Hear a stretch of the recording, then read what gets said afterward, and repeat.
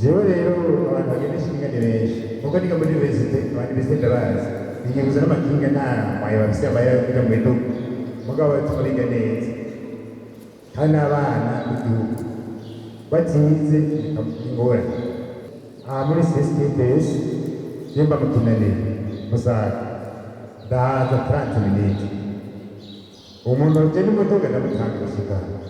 bapromitoire service iyo ngingo mukayifata uko genda zikuzocego zoshika ndoshe n'akazi gana zobakora neza rero icyo gihe rero bizopetiriba les activités publiques uko abanyeshuri bigisha n'ab'igihugu n'intabigisha neza ko nacerewe bari muco bateza kuronka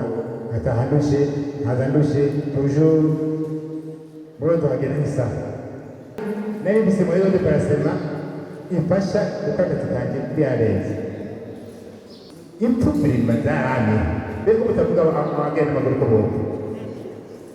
nawe utagize isanganya ibyo zose urabonye bagize amasanganya urababonye kandi ndazi neza yuko hariho abababaye hariho abasinzikaye hariho n'abitavye Imana urababona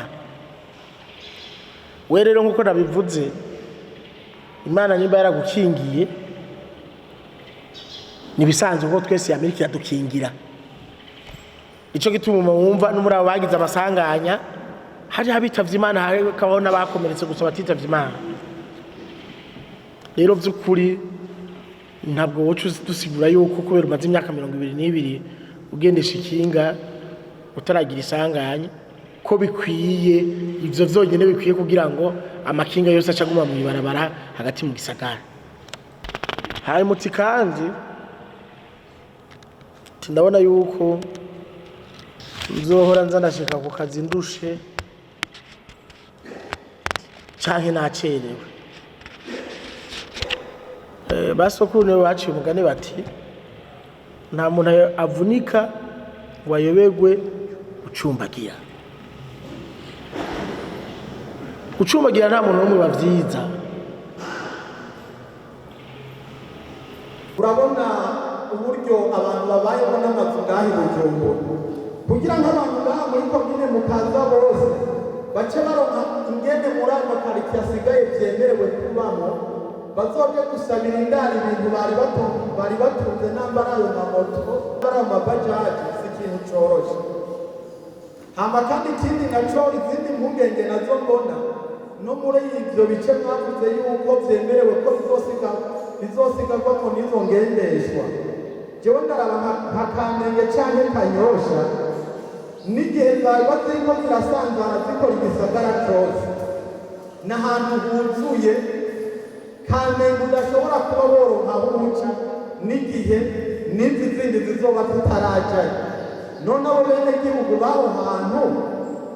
canke ivyo bizoba biriko birahaca ariko nawe ubona ubuzima bwabo buzoba bugushize mu kaga ubushiriza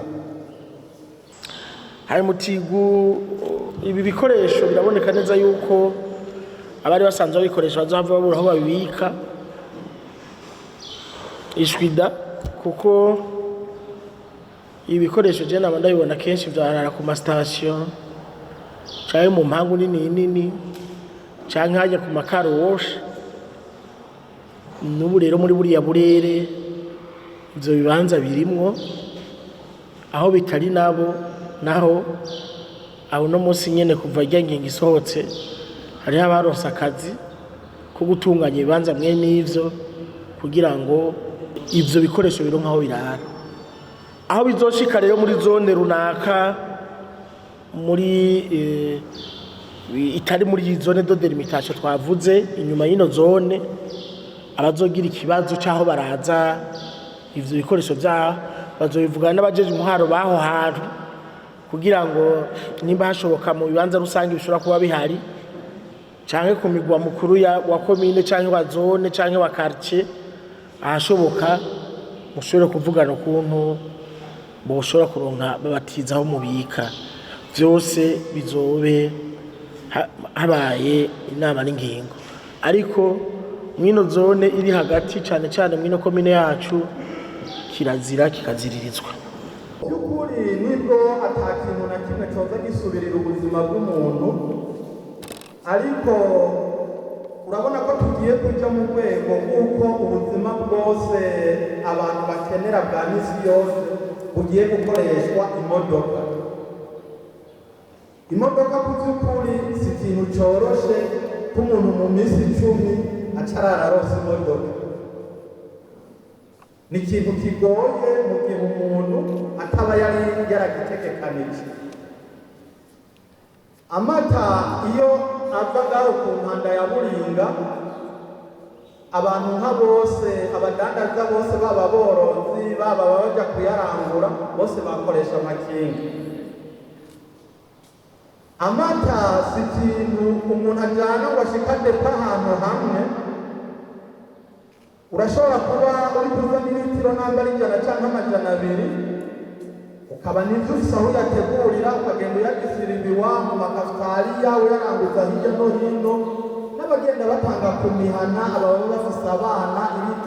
ilitiro ku muntu. Hariho umuntu adashobora kuja ku kazi umwana atamusigiye amata, bidashoboka. Hariho n'abarwaye n'abandi bayafata bitewe ko ari ikinyobwa nyine umuntu ashobora gufata arosohoye. By'ukuri ni ikintu kitagiye kuzokoroha, kandi amata si ibintu byo murindiriza ngo umuntu ave yiyumvira izindi nzira umuntu yokora. Ni ikintu bisaba yuko gisohoka buri munsi. Amata agiye kubananya ba menshi, witegure ku bijyanye no kuyadandaza mbere bishobotse no kuyahingura. Hanyuma ndagusaba yuko nk'uko basokuru babivuze ko nyamwigenda katari miri menshi, utobandanya wikorana uwo mwuga, ahubwo worondera abandi bose basanzwe bawukora, hanyuma mukaja hamwe mukagira ishirahamwe. Ndetse ndabona naho usa n'uwisumbuye uracari mu gwaruka, hari imigambi myinshi y'ugwaruka mbere itanga n'ingurane n'ingurane atanyungu canke ku nyungu itavuna, kugira ngo iryo shirahamwe ryanyu rizoshobore kuronka uburyo nabwo muri uwo mugambi mushobore gukora imigambi itari mike ijanye n'ivyo zo kunguruza amata ndetse no kuyahingura. Ugize ikibazo ku bijanye no gutegura imigambi mwene iyo, wombwira nkakwereka abahinga bakagufasha, mu ntumbero yuko leta yiyemeje yuko izofasha urwaruka rwarwo rwose ariko ruragira imigambi yo kwiteza imbere.